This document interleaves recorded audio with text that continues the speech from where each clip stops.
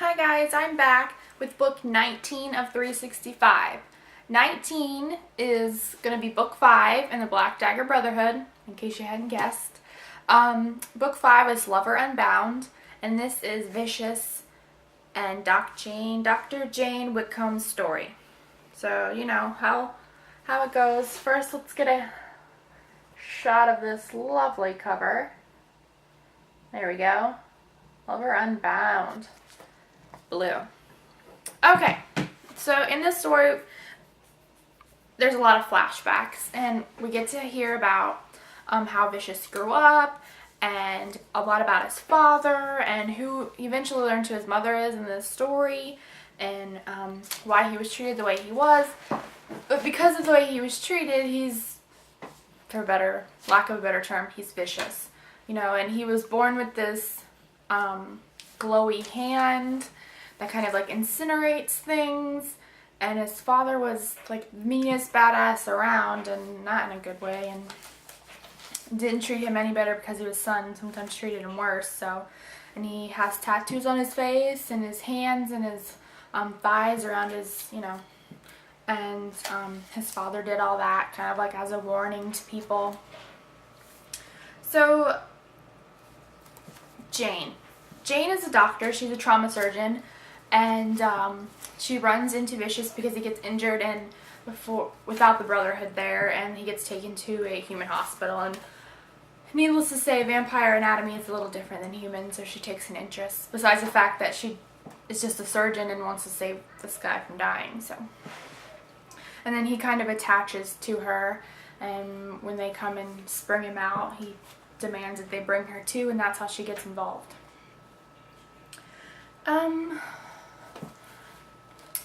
I love this series. Let me just start out by saying that. But I think that this book kind of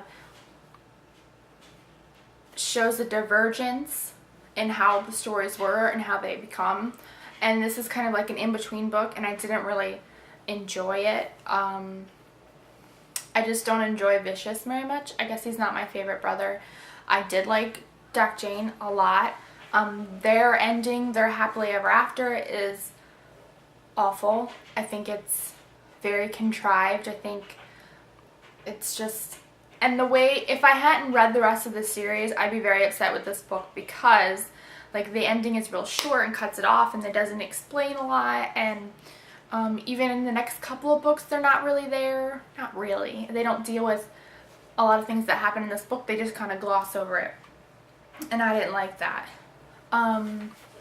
What I do like about this book is that it is setting up, like I talked about earlier, about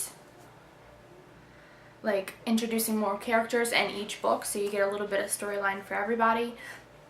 And that's not for everybody, but in this story, it's kind of like the beginning of it, like the real beginning of it, starting the next book. I feel it's called Lover Enshrined.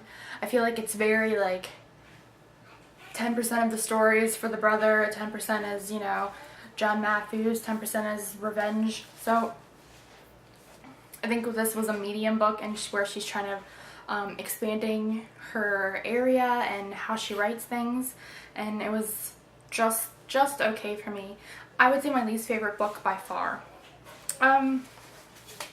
Just some notes that I wrote about this book. The way they talk sometimes throws me, and I never really noticed it, I guess, until this book. But since I've read them all, I've been back and read them again, and it is through all the books, but I guess it becomes more prevalent in this one. They say shit kickers all the time in response to these shoes they wear.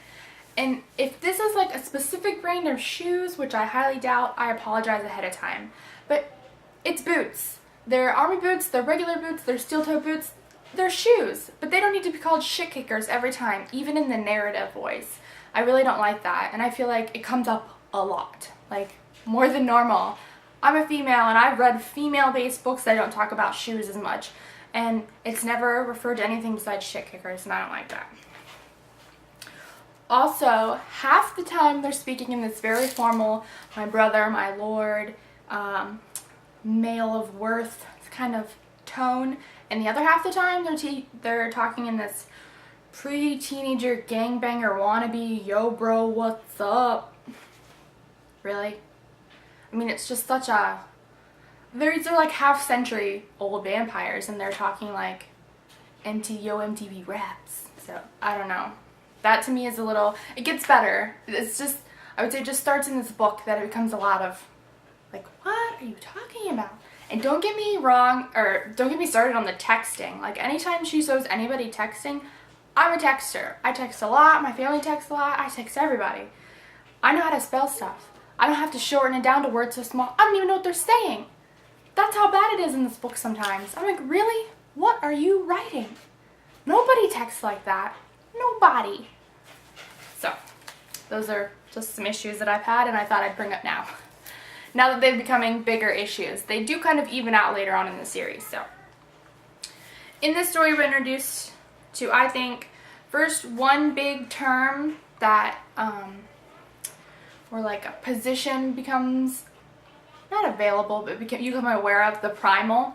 And the primal is like the inseminator of all the female chosen. And there's supposed to be like all these female chosen that live on the other side and don't come to this side, and their whole reason for being is to like feed brothers and to breed with only brothers to make more brothers. Well, they need to have a brother come and inseminate all of them, which is kind of creepy. Not kind of creepy, really creepy. And then my thought on this is, all of these, like the last primal was killed when a whole bunch of rogue vampires came over and tried to take over all the jewels and stuff they have hidden over there, and he was killed. But then they had like all these brothers, they'll all be brothers and sisters, right? Like these really brothers and sisters. The Black Dagger Brotherhood would have some siblings that were chosen because they're all from the same dad, you know? So then when the next one gets moved into that, like, icky, real quick, right? I'm not just making this up on my own, I'm pretty sure. That came up when I was reading it. I don't know. So that, you have to become aware of that because it's kind of a big thing, and then it becomes a bigger thing in the next story, but definitely it comes up in this one. Also, we're introduced to two new characters. I call her Cormia. It's C-O-R-M-I-A.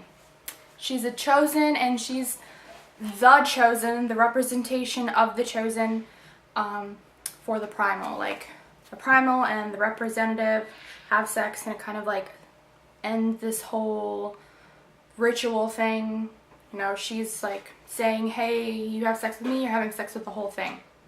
So, you get to meet her, and I really like her as a female character because she seems real meek and mild, but I think that underneath she's like, this isn't how I want to live. I don't want to live to be this person. I want to be able to make my own decisions, and that's like totally against the chosen way. So also by way of Doc Jane, we're introduced to another doctor. I think his name is Manuel something. Anyway, everybody calls him Manny.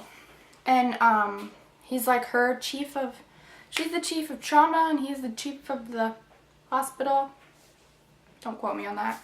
Anyway, you get introduced to him and he like can fight the brain thing, and Vicious makes a note that he feels like this connection to him and like brother connection. So, you know, it's going to come up later on, but I thought he was pretty interesting too. So overall, that's how I felt about this book.